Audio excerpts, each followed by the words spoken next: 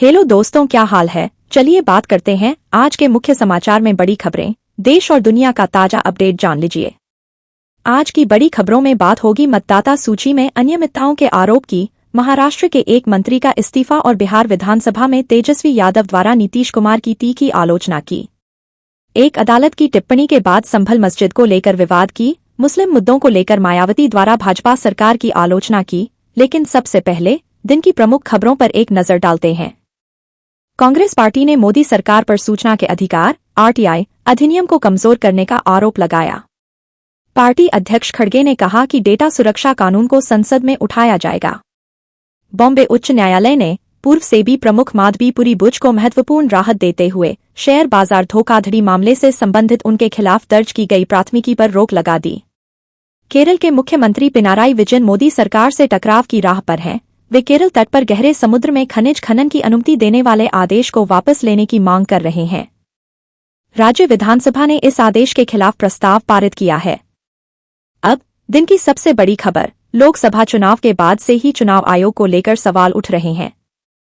हरियाणा और महाराष्ट्र चुनाव के बाद मतदाता सूचियों में संभावित अनियमितताओं का मुद्दा प्रमुखता से उठा। इंडिया अलायंस ने चुनाव आयोग पर गंभीर आरोप लगाए हैं। कांग्रेस पार्टी ने इन दावों की जांच के लिए एक टीम भी बनाई है, जो सबूत पेश कर रही है और आयोग की कार्यप्रणाली पर चिंता जता रही है। तो पूरी कहानी क्या है? कांग्रेस पार्टी ने एक बार फिर चुनाव आयोग पर मतदाता सूची में विसंगतियों का आरोप लगाया है। पार्टी नेताओं ने एक ही पहचान संख्या वाले कई मतदाताओं के बारे में आयोग की चुप्पी पर सवाल उठाए हैं। पार्टी का आरोप है कि इन कथित विसंगतियों में भाजपा और चुनाव आयोग दोनों ही शामिल हैं। कांग्रेस का दावा है कि वह लोकतंत्र के लिए संभावित खतरे पर जोर देते हुए कानूनी और राजनीतिक समाधान तलाश रही है और इस मुद्दे को जोरदार तरीके से उठाने का संकल्प ले रही है। भारत की चुनावी प्रक्रिया के इर्दगिर्द विवाद का तूफान उठ रहा है, जिसे कांग्रेस पार्टी द्वारा मतदाता सूची में हेरफेर के आरोपों से हवा मिल रही है। कांग्रेस के भीतर विशेषज्ञों के एक समूह ईगल ने एक बयान जारी कर दावा किया है कि सत्तारूढ़ भाजपा चुनाव आयोग के साथ मिलीभगत करके चुनावी जीत हासिल करने के लिए मतदाता सूची में हेरफेर कर रही है। ईगल का तर्क है कि यही कारण है कि मोदी सरकार ने चुनाव आयुक्तों की नियुक्ति के लिए अधिक संतुलित समिति के लिए सुप्रीम कोर्ट के फैसले का कड़ा विरोध किया। कांग्रेस के लिए चुनावी प्रणाली की अखंडता को नजरअंदाज करना बहुत महत्वपूर्ण है। पार्टी ने इस मामले को सुलझाने के लिए कानूनी, राजनीतिक और विधायी रास्ते अपनाने की कसम खाई है। अजय माकन, दिग्विजय सिंह, अभिषेक मनु सिंघवी, पवन खेड़ा, गुरदीप सिंह सप्पल, नीति राउत और वामशी चंद रेड्डी जैसे प्रमुख कांग्रेसी नेताओं से मिलकर बने ईगल ने आरोप लगाया है कि चुनाव आयोग मतदाता सूची में अनियमितताओं में शामिल है। समूह ने दावा किया है कि उसने परेशान करने वाले सबूतों को उजागर किया है, जिसमें एक ही निर्वाचन क्षेत्र और विभिन्न राज्यों में कई व्यक्तियों के लिए एक ही मतदाता पहचान पत्र संख्या का उपयोग शामिल है। अगर ये आरोप सच साबित होते हैं तो भारत की चुनावी प्रक्रिया की नींव ही कमजोर हो जाएगी। अस्थिरता की भावना को बढ़ाते हुए महाराष्ट्र सरकार अपने स्वयं के संकट का सामना कर रही है। अपने कार्यकाल के बमुश्किल कुछ महीने बाद एक मंत्री को गंभीर आरोपों के बीच इस्तीफा देने के लिए मजबूर होना पड़ा।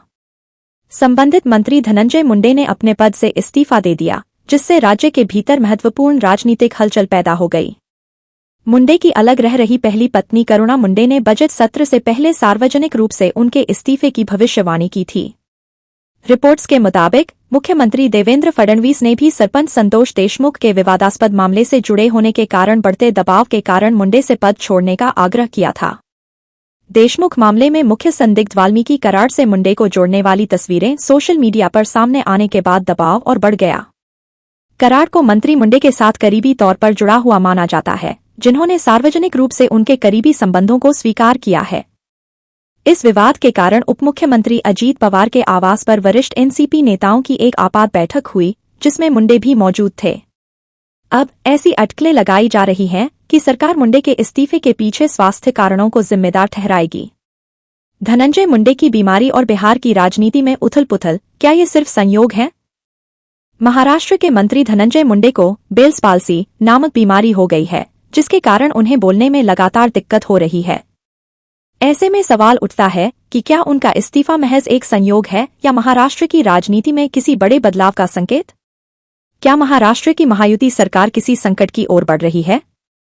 धनंजय मुंडे मंत्री बनने के बाद से ही विवादों में रहे हैं और इस्तीफे के बाद भी आरोपों से घिरे हुए हैं। महाराष्ट्र में संभावित राजनीतिक अस्थिरता के बीच बिहार में भी राजनीतिक सरगर्मी तेज है। जहां महाराष्ट्र सरकार संकट में दिख रही है, वहीं बिहार में नीतीश कुमार की कुर्सी भी खतरे में नजर आ रही है। बीजेपी की नजरें पहले से ही बिहार के मुख्यमंत्री पद पर टिकी हुई हैं और अब विपक्ष की तैयारी ने नीतीश की चिंता को और बढ़ा दिया है। बिहार विधानसभा में विपक्ष के नेता तेजस्वी यादव ने हाल ही में नीतीश कुमार पर तीखा हमला बोला। उन्होंने सरकार को खटारा सिस्टम, नकारा मुख्यमंत्री बताया और आरोप लगाया कि मुख्यमंत्री सिर्फ कुर्सी बचाने में लगे हैं। तेजस्वी ने नीतीश कुमार के इस दावे को भी खारिज किया कि बिहार में विकास 2005 के बाद ही शुरू हुआ। उन्होंने कहा कि मौजूदा सरकार संविधान और लोकतंत्र को खत्म करने में लगी हुई है। तेजस्वी ने राज्यपाल के अभिभाषण को भी घिसा-पिटा बताया। इन राजनीतिक घटनाक्रमों के बीच उत्तर प्रदेश में एक अलग तरह का विवाद सामने आया है। महाकुंभ की व्यवस्थाओं को लेकर सरकार पहले से ही सवालों के घेरे में थी और अब संभल जामा मस्जिद को लेकर विवाद खड़ा हो गया है। इलाहाबाद हाई कोर्ट ने मस्जिद को विवादित ढांचा बताया है, जिससे मामले ने तूल पकड़ लिया है। कोर्ट ने यह टिप्पणी हिंदू पक्ष के वकील की मांग पर की, जबकि मुस्लिम पक्ष इसे मस्जिद बताता है। कोर्ट अब इस मामले पर 10 मार्च को सुनवाई करेगा। कुल मिलाकर भारत की राजनीति में इन घटनाओं से एक अस्थिरता का माहौल बना हुआ है। जहां महाराष्ट्र और बिहार में सत्ता परिवर्तन की अटकलें लगाई जा रही हैं, वहीं उत्तर प्रदेश में धार्मिक विवाद गहराता जा रहा है। अयोध्या विवाद और हाल के घटनाक्रम। अयोध्या विवाद का मूल हिंदू दावे में निहित है कि बाबरी मस्जिद भगवान राम को समर्पित एक पूर्व हिंदू मंदिर के स्थल पर बनाई गई थी। हिंदू पक्षकारों का दावा है कि मस्जिद बनाने के लिए इस मंदिर को ध्वस्त किया गया था। यह दावा लंबी कानूनी कार्यवाही का विषय रहा है, जिसमें उच्च न्यायालय में व्यापक बहस भी शामिल है। हाल के न्यायालय के आदेशों को हिंदू समूहों ने सकारात्मक रूप से प्राप्त किया है, जबकि मुस्लिम पक्ष इसे एक झटका के रूप में देखते हैं। तत्काल मुद्दा मस्जिद की पुनः पेंटिंग से संबंधित है, जिसे उच्च न्यायालय ने अब विवादित संरचना के रूप में मान्यता दी है। इस घटनाक्रम से पहले से ही संवेदनशील विवाद और भी गहरा सकता है। रमजान के दौरान लाउडस्पीकर प्रतिबंधों पर विवाद। उत्तर प्रदेश में रमजान के महीने के दौरान मस्जिदों में लाउडस्पीकर के उपयोग के संबंध में हाल ही में जारी निर्देशों से यह स्थिति और भी जटिल हो गई है। इन आदेशों की आलोचना हुई है, विशेष रूप से बहुजन समाज पार्टी, बसपा की नेता मायावती ने।